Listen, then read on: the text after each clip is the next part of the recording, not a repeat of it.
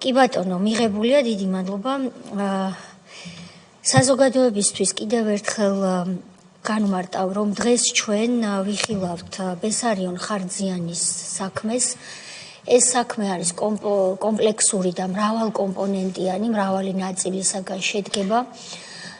საზოგადოების იმ ნაწილს, ვისაც შესაძლოა არ ახსოვდეს ან არ იცოდეს, ვეტყვით, რომ ბატონი ბესარიონ ხარძიანი გახლდათ ბიზნესმენი, საკმაოდ წარმატებული, რომელსაც 2011 წელს ჯერ კიდევ როდესაც ნაციონალური მოძრაობის ხელისუფლება მართავდა ჩვენს ქვეყანას, შეემთხვა მრავალი უბედურება, მათ შორის ხელისუფლების და პირველ რიგში ხელისუფლების წარმომადგენლების მონაწილეობით, ის დღეს უკვე აღარ გახლავთ სამწუხაროდ ცოცხალი. ბესარიონ ხარძიანის საქმეზე არაერთი პროცედურა განხორციელდა უკვე ქართული ოცნების ხელისუფლებაში მოსვლის შემდეგ. გაიმართა სამოქალაქო არაერთი სასამართლო პროცესი, რის შედეგადაც სწორედ უკვე ჩვენი ხელისუფლების პირობებში ოჯახმა შეძლო კუთვნილი ქონების დაბრუნება, ქონებისა, რომელიც წამების და არაადამიანური მოპყრობის შედეგად დაათმობინეს ბესარიონ ხარძიანს ციხეში ყოფნის პირობებში. ასევე ამ საქმის ნაწილია ბესარიონ ხარძიანის მრავალგზის წამება გლდანის ნომერ მერვე დაწესებულებაში. ამ საქმის ნაწილია ასევე ბესარიონ ხარძიანის ოჯახის წევრებზე, პირველ რიგში მეუღლეზე, ქალბატონ ეკაზე, რომელსაც მე მინდა ძალიან დიდი პატივისცემა დაუდასტურო საჯაროდ, ვინაიდან ეს გახლდათ მეუღლე, რომელიც ხმალამოღებული და უშიშრად იბრძოდა საკუთარი ოჯახის შვილების, მეუღლის დასაცავად. ეს დამერწმუნეთ თქვენ იცით, მაგრამ საზოგადოების ახალგაზრდა ნაწილმა, ვინც შესაძლოა ეს არ იცოდეს, იყო ძალიან რთული და ყველა ამგვარ ბრძოლას ვერ ახერხებდა. ქალბატონმა ეკამ ეს მოახერხა და ოჯახის ის წევრები, შვილები, ძმა და რომლებიც იყვნენ არნახული ზეწოლის და არაადამიანური მოპყრობის ქვეშ. სწორედ ამ საქმის განხილვას ვიწყებთ ჩვენ დღეს და მე მინდა სამდივნოს ვთხოვო კომისიის წინაშე წარსდგენა სთხოვოს ბატონ ბესარიონ ხარძიანს, ბესარიონ ხარძიანის შვილს, რომელიც პირველი წარდგება კომისიის წინაშე და მოგვახსენებს საქმის გარემოებების შესახებ.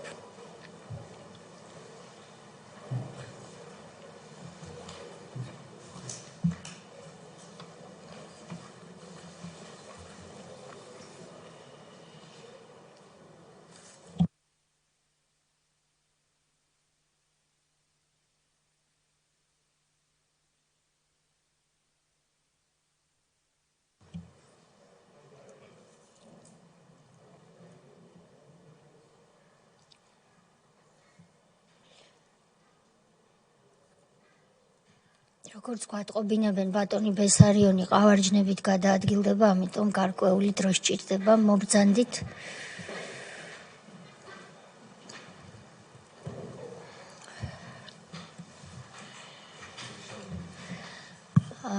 ბატონო ბესარიონ, მოგესალმებით. თქვენ ბრძანდებით საპარლამენტო საგამოძიებო კომისიის წინაშე, ეს არის რასაკვირველია თქვენთვის წინასწარვე ცნობილი. ეს კომისია შეიქმნა 5 თებერვალს რამდენიმე მიზნით, მაგრამ ეს რამდენიმე მიზანი მაინც ერთი და მთავარი მიზნისკენ არის მიმართული, ის რომ პოლიტიკურად შეფასდეს ის ხელისუფლება და ხელისუფლების მაღალი თანამდებობის პირები, ვინც ჩვენს ქვეყანას საქართველოს მართავდნენ 2003 წლის ბოლოდან ვარდების რევოლუციის შემდეგ 2012 წლის 1 ოქტომბრამდე. ამ კომისიის მუშაობის წესები გაწერილია საქართველოს კანონმდებლობით და მე მინდა თუნებას მომცემთ გაგაფრთხილოთ, რომ თქვენ ვალდებული ხართ, რომ დღეს უარი არ განაცხადოთ ახსნა-განმარტების კომისიისთვის მოცემაზე. ვალდებულნი ხართ, რომ ამ ახსნა-განმარტების მოცემისას თავი არ არიდოთ კითხვებს, აქ იგულისხმება არა ის მხოლოდ რომ კითხვას ფორმალურად გასცეთ პასუხი, არამედ რაცაც ქართულად ნიშნავს თავის არიდება რეალური პასუხისაგან და პასუხი უნდა იყოს კონკრეტულ შეკითხვაზე ისეთი, რომ კომისიამ მიიღოს სრული ინფორმაცია. რაც კიდევ უფრო მნიშვნელოვანია, თქვენ ვალდებული ხართ, რომ შეგნებულად ცრუ ახსნა განმარტება არ მისცეთ კომისიას, ვინაიდან ეს ყოველივე და ამას მხოლოდ თქვენს გასაგონად, არამედ ყველა იმ ადამიანის გასაგონად ვამბობ, შეიძლება მომავალში გამოცხადდეს. ამგვარი შეგნებულად მოცემული ცრუ ახსნა განმარტების ფაქტი ისჯება სისხლის სამართლის წესით საქართველოში და ამისათვის არის სისხლის სამართლებრივი პასუხისმგებლობა განსაზღვრული ჩვენი კოდექსით.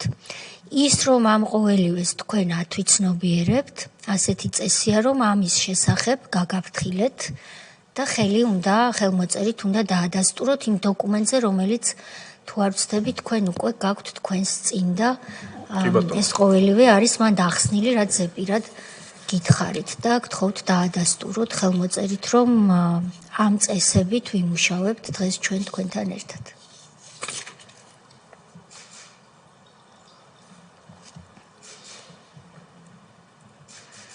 სანამ ბატონ ბესარიონი ხელს აწერს, ყველასათვის განმარტავ ასევე, რომ კომისიის მოთხოვნა, რომ გამოცხადდეთ სხდომაზე, თუ რომელიმე ასეთ სხვა პირისგან, რაც ბესარიონის შემთხვევა არ არის, არ იქნება გათვალისწინებული და პირი არ გამოცხადდება, ამისთვისაც არის ასევე სისხლის სამართლებრივი პასუხისმგებლობა გათვალისწინებული და 1 წლამდე საპატიმრო სასჯელიც კი. ამიტომ ყველა პირს, ვისაც ჩვენ დავუკავშირდებით, მინდა ეს კონდეს წინასწარ გათვალისწინებული, რომ რაიმე პრობლემა არ შეუქმნას საკუთარ თავს, ვინაიდან ჩვენ ადრეც განვაცხადეთ, რომ ხუმრობას არ ვაპირებთ და ყველა პირი, ვინც განსაკუთრებით წინა ხელისუფლებას წარმოადგენდა, კეთილ სინებებს და მობრძანდება კომისიის წინაშე და მე არ იტყვის, რომ არ ვიცოდი, რომ თურმე სასჯელი არსებობდა საკმაოდ მკაცრი ამისთვის.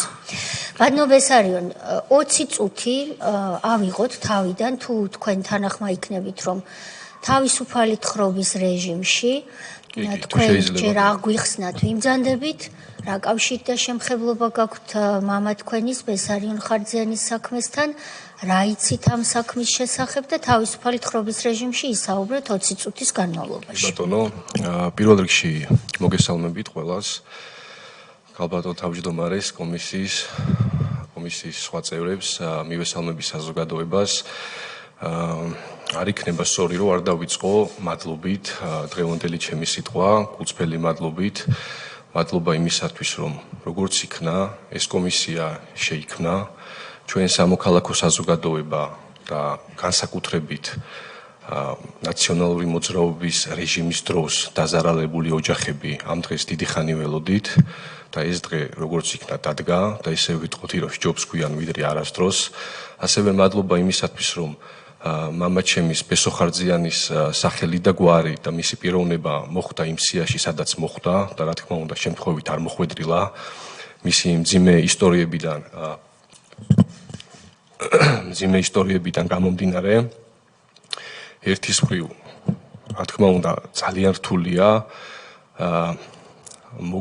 ნაწამები და შემდეგ უკვე მოკლული კაცის შვილის ფორმატში აღჯდომა და ამაზე თქვენს წინაშე საუბარი ძალიან რთულია, ხოლო მეორე მხრივ მე ამაყი ვარ, დავაწეული ბზი ვარ ამ სკამზე, ამ სავარძელში და მე ამ სავარძელს სიმართლის სკამად მოუნათლავდი და არ ვზივარ საბრალდებო სკამზე. ამისთვის მადლობა მამაჩემს, რომ დღეს მე ბესო ხარძიანის სიმართლეს წარმოვადგენ. რა ვიცი, მე ყველა ჩემს სიტყვაზე პასუხისმგებელი ვარ, როგორც ამ შენობაში, ამ შენობის გარეთ და ძალიან კარგი იქნებოდა თქვენი კოლეგა ოპონენტები, მე მხედველობაში მაქვს ოპოზიცია, რომ ის ვაჟბატონები და ქალბატონები აი აქ ყოფილიყვნენ დღეს.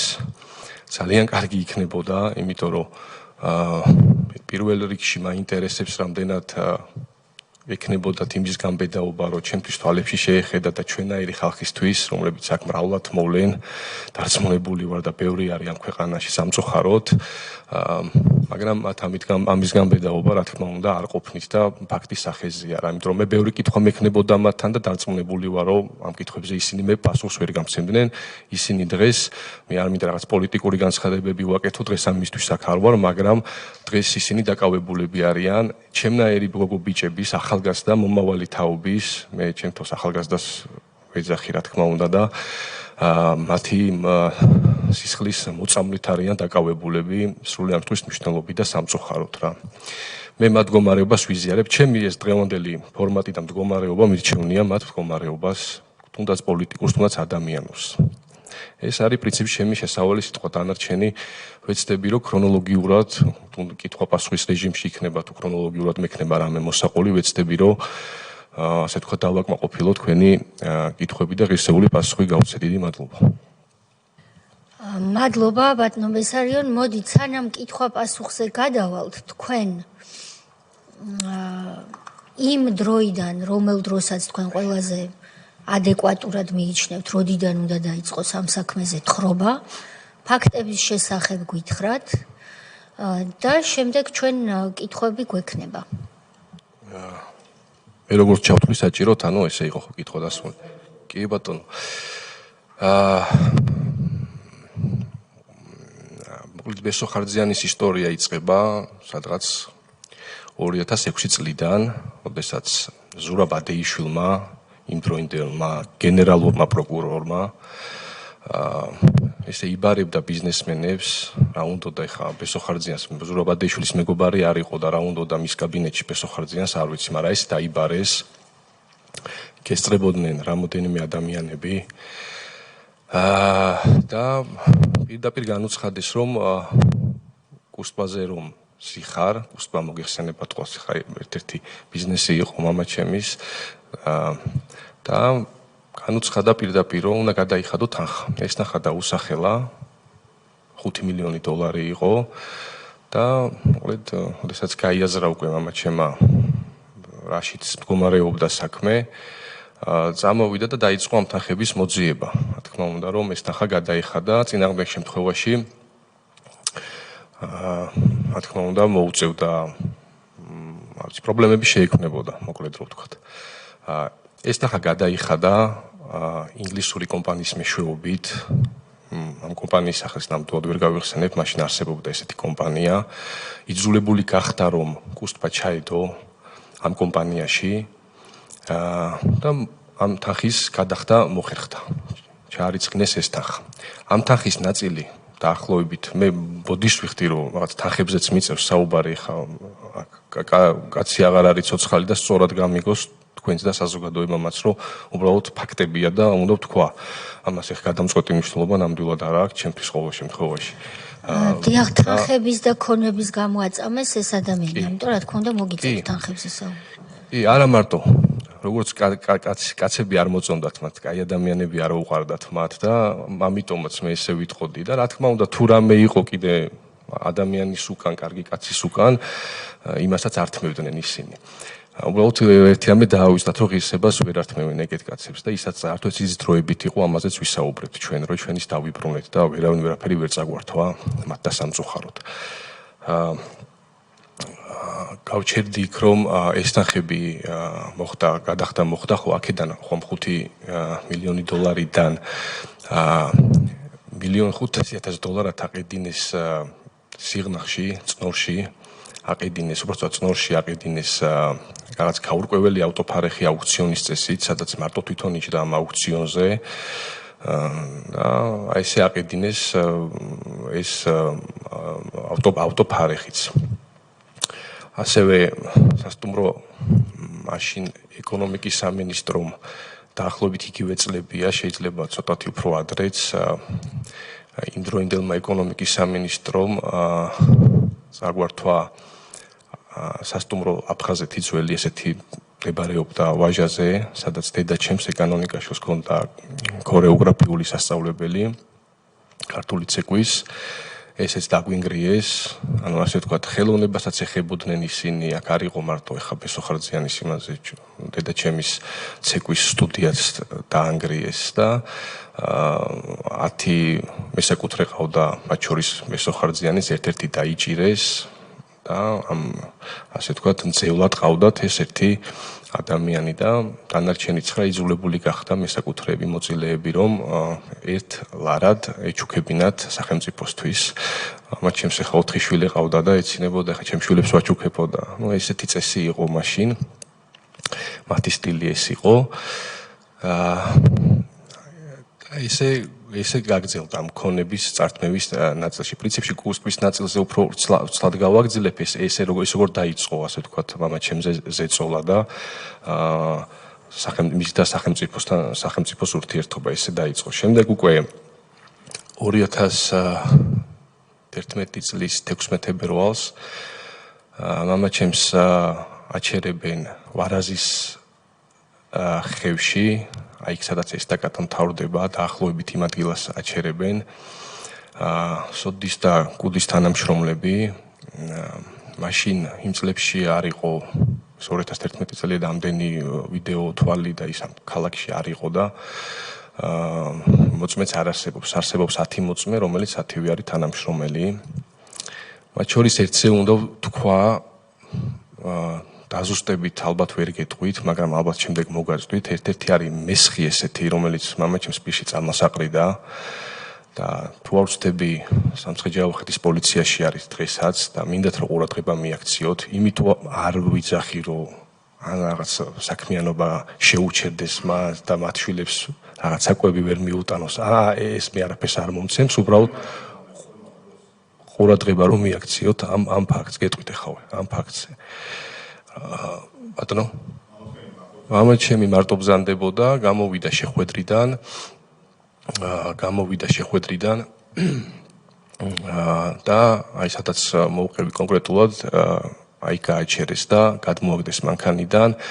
პირველად როცა წყალში გარეული ეგრეთ წოდებული, მე გავიგეთ ეს იყო ჰეროინი, ნარკოტიკული საშუალება, ჩაასხეს პირში, ოდიში და ის გადმოაბრუნა უკან და მოკლედ იძულებით მეორე მცდელობით უკვე ჩაასხეს პირში და გადააყლაპეს ეს ნარკოტიკული საშუალება. შემდეგ 2 საათის განმავლობაში ასეინეს ქალაქში, რომ კარგად ორგანიზმში გახსნილიყო ეს ნივთიერება, გადაიყვანეს უკვე სადაც საჭირო იყო, იქ რა თქმა უნდა ჩვენ